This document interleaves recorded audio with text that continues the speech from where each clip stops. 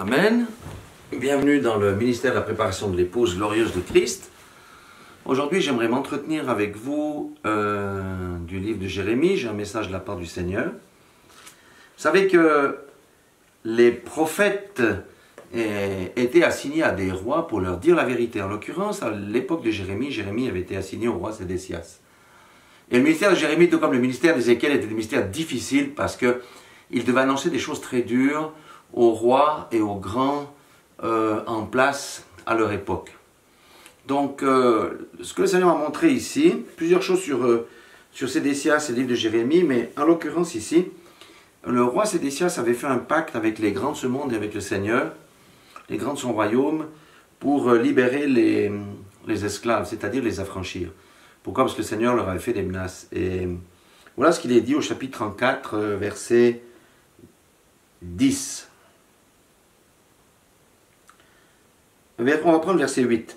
La parole de l'Éternel fut adressée à Jérémie après que le roi Sédécias eut fait un pacte avec tout le peuple de Jérusalem pour publier la liberté, afin que chacun renvoie libre son esclave et sa servante, l'hébreu et la femme de l'hébreu, et que personne ne se tienne plus dans la servitude, le juif son frère. Pourquoi Dieu ne voulait pas que le juif tienne dans la servitude son frère, et Sédécias et les grands du peuple avaient accepté d'entrer dans un pacte. Et voici le verset 10 qu'il est dit: tous les chefs et tout le peuple qui étaient entrés dans le pacte s'engagèrent à renvoyer libre chacun son esclave et sa servante, afin de ne plus les tenir dans la servitude. Ils obéirent et les renvoyèrent. Amen. C'est merveilleux parce qu'ils ont écouté la voix de l'Éternel, ils sont entrés dans un pacte et ils ont fait ce que Dieu leur recommandait de faire. Cependant, au verset 11, nous allons voir quelque chose. Mais ensuite, ils changèrent d'avis. Ils reprirent les esclaves et les servantes qu'ils avaient affranchis et les forcèrent à redevenir esclaves et servantes. Amen. Alors, en ayant fait ceci, ils ont brisé l'alliance, ils ont rompu le pacte qu'ils avaient fait avec le Seigneur. Or, les pactes et les alliances sont des choses sérieuses. Et le Seigneur ne va pas manquer maintenant de les reprendre. Regardons au verset 16 du chapitre 34, il dit: mais vous êtes revenus en arrière et vous avez profané mon nom. Vous avez repris chacun les esclaves et les servantes que vous aviez affranchis, rendus à eux-mêmes, et vous les avez forcés à redevenir vos esclaves et vos servantes. Amen. C'est pourquoi ainsi parle l'Éternel: vous ne m'avez point obéi en publiant la liberté, chacun pour son frère, chacun pour son prochain. Amen. Voyez, l'obéissance est quelque chose de continu. Ils ont obéi pour un temps, mais ils n'ont pas persévéré dans l'obéissance. Amen. Alors, voici ce que dit le Seigneur, deuxième partie du verset 17. Voici, je publie contre vous, dit l'Éternel, la liberté de l'épée, de la peste et de la famine, et je vous rendrai un objet d'effroi pour tous les royaumes de la terre. Je livrerai les hommes qui ont violé mon alliance et qui n'ont pas observé les conditions du pacte qu'ils avaient fait devant moi, en coupant un veau en deux et en passant entre ses morceaux. Amen.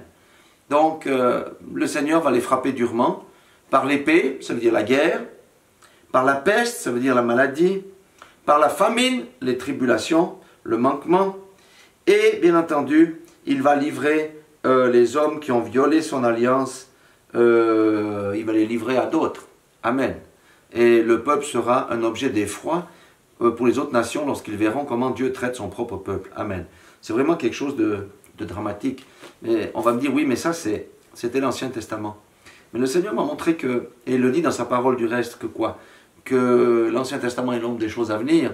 Alors si c'est l'ombre des choses à venir, si l'histoire de Sédécias représente ici dans la Bible l'ombre des choses à venir, quelles sont les choses à venir? Et là, nous devons aller dans le Nouveau Testament, dans Hébreux, au chapitre 10. On va prendre à partir du verset 26. Et c'est là que le message nous concerne, nous. Car si nous péchons volontairement après avoir reçu la connaissance de la vérité, il ne reste plus de sacrifice pour les péchés, mais une attente terrible du jugement de l'ardeur d'un feu qui dévorera les rebelles. Amen. C'est exactement le même principe qu'avec Sédécias. Ils ont rompu l'alliance. Il ne leur restait plus que le jugement. Et le Seigneur dit ici, si nous péchons volontairement après avoir reçu la connaissance de la vérité, or, lorsque nous entrons dans le pacte avec lui, en acceptant le Seigneur Jésus-Christ comme Seigneur et Sauveur, et en acceptant son sacrifice à la croix de Golgotha, et son sang qui a été versé pour nos péchés, pour le salut, pour nous libérer du péché, libérer du monde et libérer de Satan, eh bien, nous faisons un pacte en passant par les eaux du baptême. On publie cette alliance, si on veut bien dire, l'acceptation de cette alliance, de façon tout à fait volontaire, en passant par les eaux du baptême, et en donnant confession avec nos lèvres devant les témoins du baptême, mais aussi devant les cieux, devant les anges et devant les puissances qui sont dans les cieux. Amen.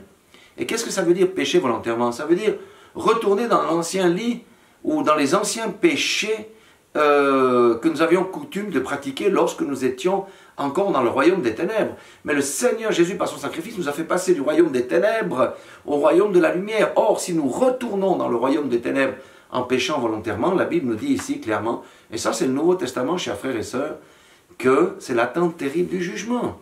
Amen.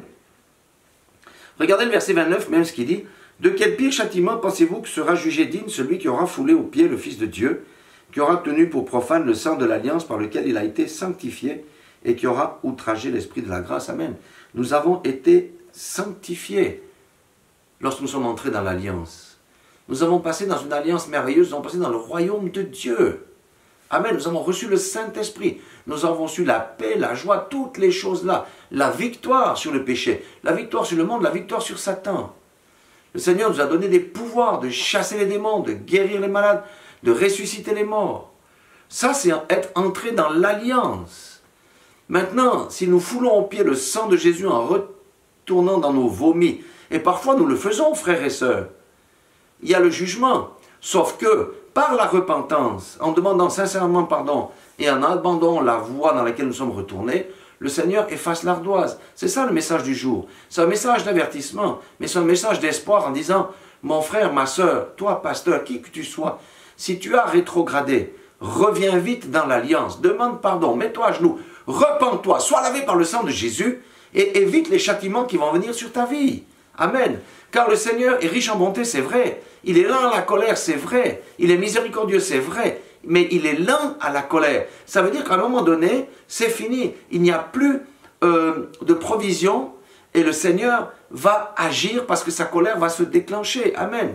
Et nous savons tous que le Seigneur n'entre pas en jugement avec quelqu'un sans l'avoir avisé. Ça peut être par le biais de ce message, par le biais de l'écriture, par un frère, par une sœur. C'est pourquoi nous devons revenir à l'essentiel et examiner chacun pour nous-mêmes, ici, aujourd'hui, si nous sommes encore bien dans le pacte, dans l'alliance, dans le sang de Jésus-Christ. Si nous sommes sortis, si nous sommes retournés en arrière, je vous en supplie, revenons vite fait, bien fait, en nous repentant et en mettant nos vies en ordre. Voilà l'essence du message de ce jour. Soyez tous bénis dans le nom puissant de Jésus-Christ et que le Seigneur nous fasse encore grâce et miséricorde parce que nous sommes encore sous la grâce et la miséricorde, mais viendra un temps où cette époque-là sera terminée. D'ailleurs, nous sommes à la fin des temps et les temps sont courts. Voilà, que le Seigneur vous bénisse tous au nom de Jésus-Christ. Amen.